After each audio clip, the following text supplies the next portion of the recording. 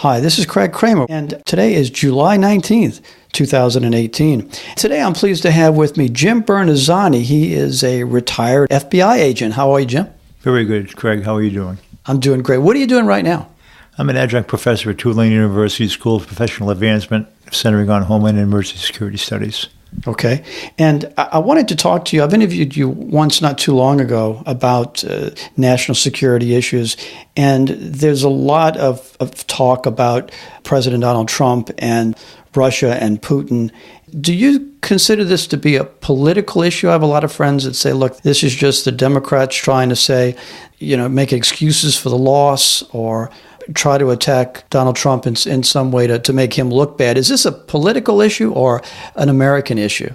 This is a national security issue.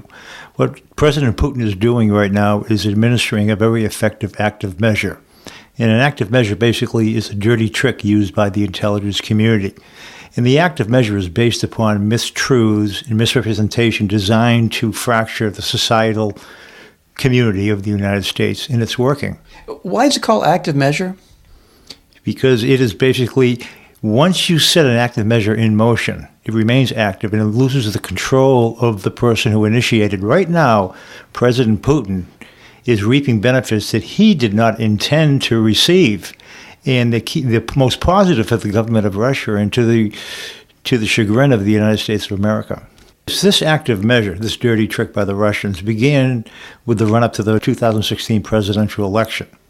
And originally, and the media bought into this, there was a perception from the American intelligence community, who knew better, by the way, that this was solely an attack on Clinton to help Trump be elected. Once President Trump became President-elect Trump, this active measure turned on President Trump.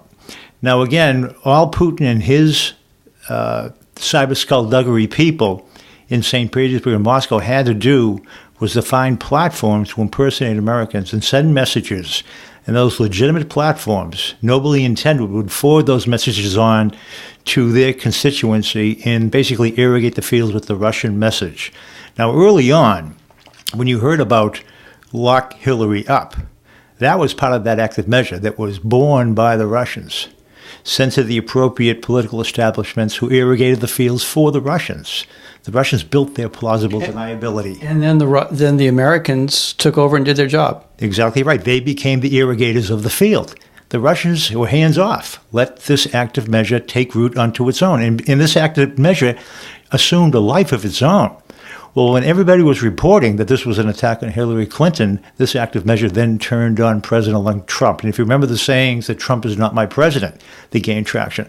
That was this active measure attacking other platforms that not necessarily were in line with the ambitions and the intentions of President-elect Trump.